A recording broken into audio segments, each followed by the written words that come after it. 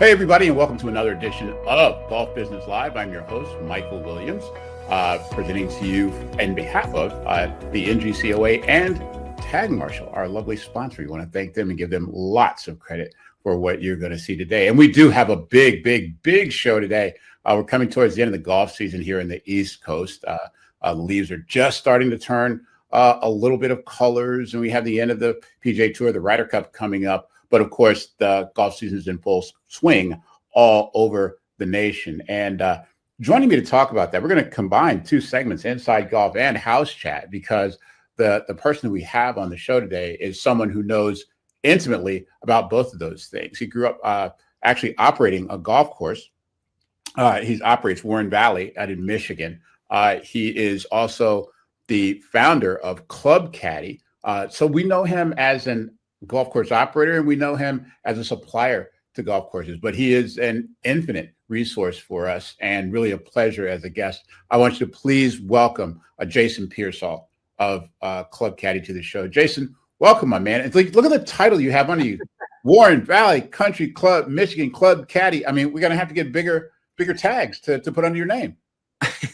Michael, thanks for having me. It's always a pleasure to be here. I don't know which hat I'm wearing most days, so today I guess I'm both. But today you got the 313 hat on, so yeah, I like that. I recognize that. That's good stuff. So I just ask you first to get going because we have a little time here today. We're going to do a big mega segment with you because you have so much to say about not only operating a golf course, but the tools that we use to operate a golf course. So how are you doing? How's the course Warren Valley doing? And how do you see the golf industry doing on the whole? We've had a lot of optimistic reports so far this year, and I imagine you have a little bit of the same to say. Yeah, Warren Valley has been an interesting challenge. It was a Down Ross golf course that had been closed down for a couple of years, and a city purchased it from the county and wanted to reopen it back up. And so we signed a long-term lease in 2022. The golf course is in a floodplain, so it is affected by even an inch of rain. Like we've got 6 holes completely underwater by as much as like 6 feet underwater. So it's a real challenge to maintain the course. We've added a lot of drainage and we're able to get water off the golf course much more quickly than we used to be able to, but it's still, tough on turf conditions. And so we've got about 14 holes that look beautiful and 4 holes that, we just wish were in a little bit better shape. I don't think that that's had a huge part to do with our rounds, though. Overall, the courses, we're happy with the turf conditions. We are seeing that our rounds are down this year, though, over last year. And I do think that's mainly attributable to weather. Up in Michigan, we have had 15 90-degree days since I think it's around June 1st, the superintendent was telling me, which obviously when it's that warm, it definitely impacts the number of people willing to play golf. And then outside of that, we've dealt with 3 to 4 really large rainstorms that have, gone as far as to shut us down for 3 days. And so the playable rounds are certainly down. Altogether, though, because of, good revenue management, revenue is stayed pretty close to flat and actually slightly up because we were able to add a liquor license this year. And I'm really glad we were able to, because 4,000 rounds down is pretty significant overall year to date. Well, it's very interesting that you said, I'm glad I asked the question, number one, but, and I'm obviously not happy to hear that your rounds are down, but it interests me because I want to know if you feel like that is a marker of things to come. Do you see like issues coming in? Because most people who come on the show talk about the amazing growth of golf. And we know since the pandemic days, lots more people are playing, trying the game, but I've always said that trends have ups and trends have downs.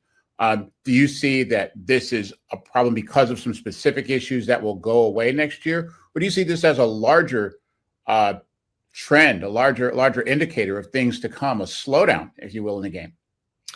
Yeah, so we're averaging 243 golfers a day, right? So when we talk about 4,000 rounds being less, we're really looking at 16 less playable days year over year. Our actual number of golfers per day or utilization rates are slightly up. And so I don't really believe that the demand is decreasing yet. And I do think it's a worthwhile conversation because it will, and it's going to happen. And I'm concerned about, what golf courses are going to do about it and if they're prepared for that. But I don't think that's happening yet. I really attribute the less rounds due to weather this year. Okay. Well, we'll obviously keep an eye on that, and it's always good to have uh, owners and operators who are ahead of the game and that sort of thing, kind of see into the future. And you seem to be one of those guys who's looking, standing on a soapbox, looking for what's coming rather than dealing with what's now. And let's go over to the business of Club Caddie for a little bit. We'll go back to Warren Valley and the golf course, but for Club Caddie, you run a golf course and you run a golf business. How's Club Caddie doing in this overall resurgence and rebirth in the game? Yeah, we launched Club Caddie in 2019 and we sold it to Constellation or Jonas Software in 2020. And then we had fewer than 100 clients and 6 employees, and we've grown to over 500 clients and more than 100 full-time team members here in 2025. So it's great. The company is, tracked to profitability over that period, and our growth is accelerating, as well as the operating ratios that really drive the business. So overall, it's in a great place. I'm excited though, because we're not pulling profits out. We're doubling down and really innovating. And, I'm excited to share what's ahead. Well, give us the elevator pitch for those who may not be so familiar with Club Caddie. I can't imagine who wouldn't be familiar with Club Caddie, but there have to be a couple of people out there. Give us the elevator pitch for what Club Caddie is and what it can do. Yeah.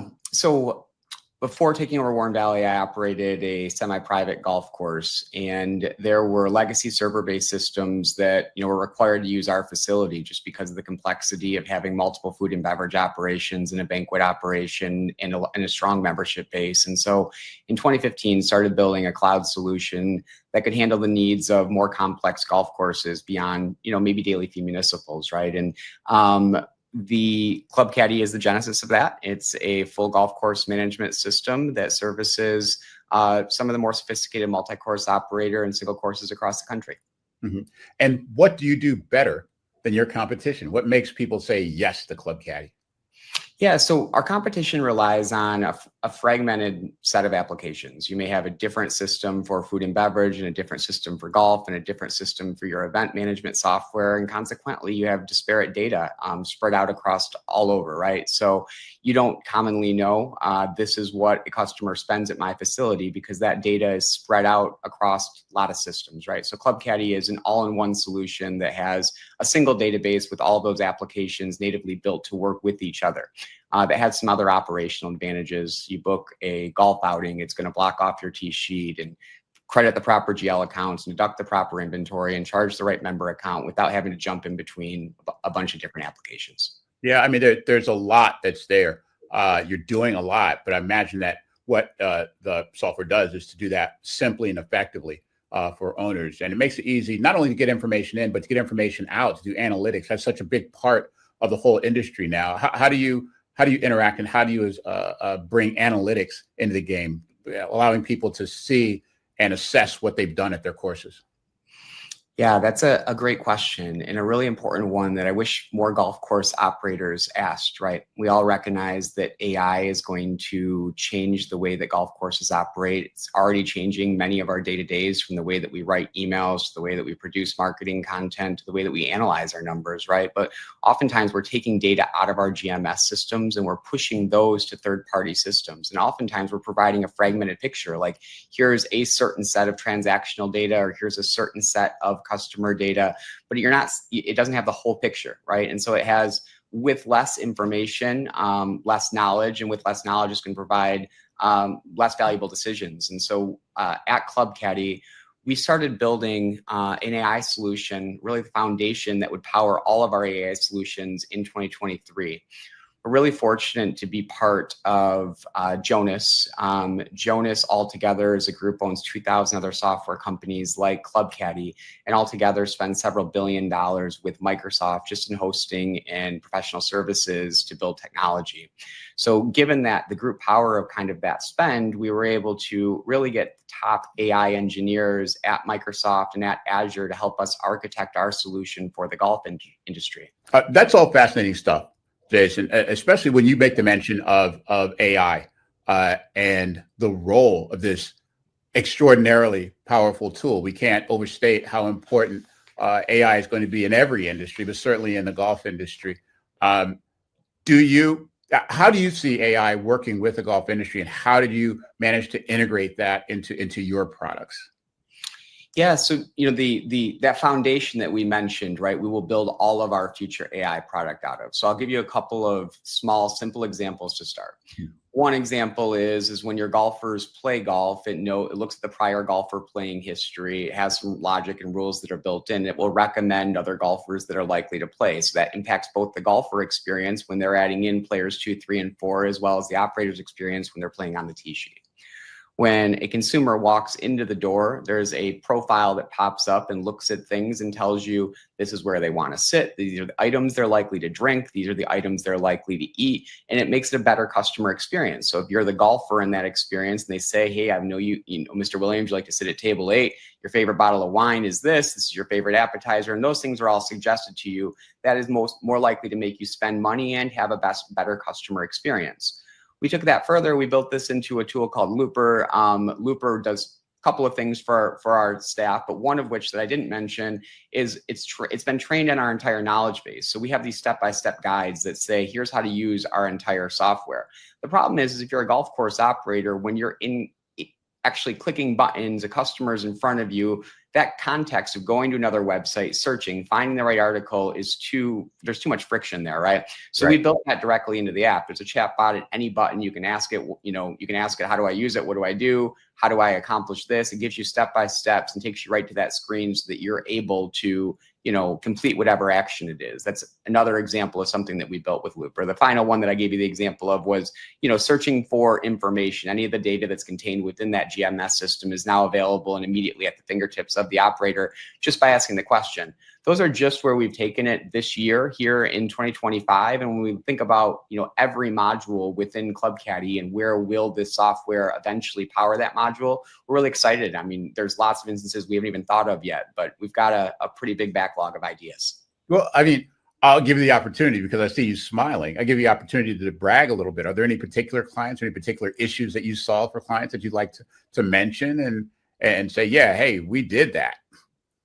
Yeah, I mean, look, when we get around a whiteboard and we're coming up with ideas, and we really think that the vision is as minimal a clicks as possible. So if a golfer walks into a golf shop, we think a camera should recognize who that golfer is, pull them into the screen, already know their class, already all their contact information. So it's simply press click here to check them in, maybe a couple add-on items as opposed to typing them into the tee sheet, choosing the proper rate, pushing it over to the register. It's all of those interactions that is in the future, the more data we have about customers, the more frictionless we can make the experience and the less effort and work for golf course operators.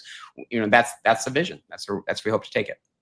And to be clear, do you have clients who are actually doing that, who are recognizing people with AI as they come in the door and translating that into sales that have already been made and potential sales and all kinds of things like that? Is that something that's under development or something that's in use? Not yet. We don't have the camera technology built in to recognize the faces. We don't have a database of the faces to recognize them against the cameras, but we've done other things that are starting to get to that level. So for example, when a golfer arrives on site, based on provided in this primarily is used at private country clubs, we know that members on site by the geofence of their phone, provided they have that mobile app on. So we're able to alert staff and trigger workflows within the software based on the geolocation of the golfer. Right now, that's not quite to the level where it's recognizing their face and triggering their workflows, but it's starting to work in that direction, and we think that's the future. Well, if you need any difficult faces to recognize to practice on, you got this one. You can definitely use this one. Put this in. If it can recognize this, it can recognize anybody. Okay, that's a given. Well, let's talk a little bit more about the golf industry writ large, and then we'll come back to Club Caddie. I think. So you mentioned some things that you are solving with Club Caddie. How does that relate to the larger trends that you're seeing? Obviously, we have more people playing. So there are some other trends that are going on within that group. What do you see as the major trends for golfers now? Are they playing less? Are they wanting to have more fun? Are they going to the range using Top Tracer? What kind of things are you seeing? Yeah, look, The trend is good news to this point. We're seeing golfers playing more rounds of golf year over year as we look at our facilities, and that's a positive trend year after year after year. So now, trending since COVID every year, we've been thinking like, have we finally reached the peak, and is utilization going to decrease? And when you subtract weather out of the equation, we're not seeing utilization decrease. More importantly, we're seeing operators right size what they should be charging in revenue. So golf courses are making more money. Now, it may not cover the true picture. It doesn't mean that they're actually pocketing more money. They're at least bringing in more gross revenue, but the cost for operators are certainly going up. I've experienced that myself quite a bit, right? And so it is not necessarily that golf courses are making more, but they're at least charging more for their product and bringing in more gross revenue. So those are two, really good trends. We're not really seeing the needle moved much on, are they spending more, which means we're still not upselling a whole lot more effectively. We kind of see that like the price per items has gone up similarly, inflationary based, but we're not really like the number of items that they're purchasing, and the amount that they're purchasing doesn't even keep up with inflation, right? So I think that's an area of opportunity that, eventually we'll be able to hopefully crack the nut on. But those are all good trends. The thing that's more worrying to me is the way that utilization has shifted the market, where a few years ago, operators were staring at empty tee sheets and they were focusing on loyalty programs and remarketing and telling a story about why their course was different and stands out. And it was about convincing golfers why they should play, your course instead of that one down the street. And I just don't see that as much anymore. Today, it's the opposite challenge. And that's a good one to have, that tee sheets are full and we're prioritizing maximizing revenue and relying less on third-party systems and, making sure that every slot is full. Those are all good things, but I think we need to look beyond the boom a little bit because, golf is heavily dependent upon discretionary income, and we are in uncertain economic times where golf courses will immediately be impacted, should there be any economic decline, right? So I think we've got to look into the future a little bit and be a little bit worried about how we're going to keep all those golfers too. And see, this is why I like talking to you, is because you have a global view of things. And with my other work, I tend to have that global view too. So you look at what's outside in the world writ large, and that comes down to one industry. And what you talked about there with demand, how is that going to work really? And let's take something like the tee sheet, for example. Managing your tee sheet and getting people on and making sure they get across and that sort of thing. What are you using to manage your tee sheet? And do you think, is that an area for growth or innovation in the industry? Yeah, look, I use Club Caddie as my tee sheet, but I have a lot of bolt-on products that are built into Club Caddie. I use Golf Now, right? Our instance of Golf Now is we pay a barter, a trade time a day. I have a 50% rev share with Golf Now, so I work out okay on the economic deal. But they bring us, on the weekends, 40 golfers a day, and we're giving them 4. And the way that the deal is set up is the one that we're giving them isn't one of our peak times. And so, I think if you negotiate the right deal with Golf Now, it can be a tremendous marketing engine. We use Supreme Golf, even better, right? Because still the same, another marketing engine, no revenue coming out of our pocket, no barter trade time. We use Notify, so we do have a wait list. We use dynamic pricing. I mean, Golf Back, right? We have a lot of tools that are bolted onto our tee sheet. It's connected to the Club Caddie mobile app. We want it to be as easy as possible for a golfer to find and to book inventory at our golf course. The key is, to the maximum extent possible, I want to control the customer relationship, and I want to control what I price my inventory at. This is fascinating, especially what you said about using people like Golf Now and that sort of thing. And I know that we're running out of time, but we go for another hour down that particular road. But I want you to take 2 minutes just talk to me about that, because I know people's ears will have pricked up when you said that you use Golf Now. How long have you been using Golf Now? And very succinctly, how would you put your main reasons for buying? What are your main benefits from that, using that service? Yeah, look, I certainly don't think Golf Now is a great fit for every golf course. You have to look at it on a case-by-case basis. So I've owned and operated 2 golf courses now, one of which I didn't get very good value out of Golf Now. That was a course called Flushing Valley outside of Flint, a little bit more rural area, not as heavy of a demographic. we were essentially giving them a trade time a day and maybe getting a trade time a day. And we didn't have the power to be able to negotiate a great race. They were taking a peak time. So that was kind of a 1-for-1 trade-off. Didn't make sense for that facility. We tried it for a little while. We eventually turned it off. It just, didn't make sense at Flushing Valley. At Warren Valley here in Metro Detroit, I mentioned that the course was closed down for 2 years, right? So getting eyeballs back onto the inventory so people knew that the course was back open. Thought Golf Now does a very good job of that, of letting the golf community know that the course is back open. We also are just a few miles from an airport. So, I have the benefit of a lot of people who are traveling in and out of Detroit, playing our golf course. And so we happen to be the closest Donald Ross, decent public golf course near the DTW. And there are people who are not going to be in my database who may not ever find us if, we're not on a tool like Golf Now, right? So it was all about negotiating a deal that made sense, recognizing we're a heavily utilized golf course. And so we do have some pricing power because we're going to sell every one of those tee times for Golf Now, and making sure they share their customer data with me. So I get all the customer data. Sorry to my Golf Now rep, but all you have to do is ask, right? So for most of your Golf Now reps, if you are using Golf Now, ask for the customer data. They only have the ability to barter one trade time, one time a day. So that's the best control I have over minimizing discounts. And we don't discount any outside of that one time that they take, right? So made sense for us for those kind of reasons. New golf course near an airport, and just trying to open it back up to the community. At some point, we'll probably see if it doesn't make sense for a year. And, but at this point, it's driving more revenue than I think it's costing us. Well, it's fascinating stuff. And like I said, we could do another half an hour on that easy. But as we ease you out of this particular episode, I just want to ask, what are some of the things that make you happy every day coming to work? I mean, running a golf course, I always say, it's a wonderful job. It's 367, 68 days a year. You know what I mean? It's all day, every day, and there's a lot of tough parts to it, but there's a lot of joy that's involved in it too. What are some of the things that really make you smile about running a golf course and being in the business? Yeah, every day, I arrive every day around 6 a.m. I'm here at our golf course 6 days a week during the season. My office right here is I'm at the golf course, right? And every day that I drive in, I think, how is today? What is going to be ahead of me? Like, I have no clue. Every day is dynamic. Every day is different. Sometimes good, sometimes bad. But you're dealing with a different set of challenges and a different set of problems, and that's rewarding because you never get bored of it.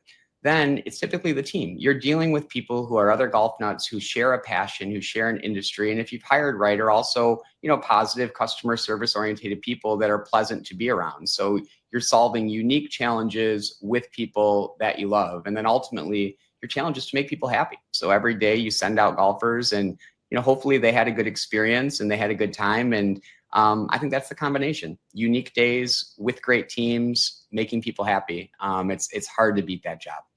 Well, that's amen to that, brother. I will say that, first of all. And I'll also say, TechCon, are you planning to be at TechCon this year? And what do you expect to see? If so. There's no way would I miss TechCon. It is so exciting to see the new technology that comes out in the industry, to meet new up and coming players, figure out how we can work together to drive value for golf course operators. I'm really excited for the Tee Time Summit. For any vendors that are building golf course technology, I'd recommend reaching out to the NGCOA and figuring out how you can participate in that. But we're really shaping the voice in the future of technology for golf course operators. So it's a table you want to be part of. That's outstanding. I'm going to see you there, God willing, and the creek don't rise. But it's been an amazing time for golf.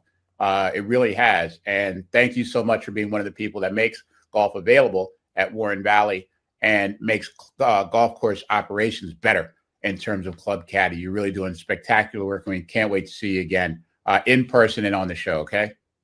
Thank you, Michael. Look forward to seeing you in person here in about a month. You got it. That's Jason Pearsall, Warren Valley Golf Club, and for Club Caddie. It really is an amazing time. And for a guy like that who has this dual role, this dual view, both in the golf business and working for the golf business with Club Caddie, it's really quite a fascinating thing. He's always makes a great guest. And you always make a great guest too. I want to thank you for joining us here on Golf Business Live. We'll be back with you with another episode just as soon as we possibly can. But in the meantime, for myself, for Harry, Taylor, Jay, and all the gang at NGCOA, we want to say thank you very much. Thank you to Tag Marshall for sponsoring us. Go out and hit some balls and hit them.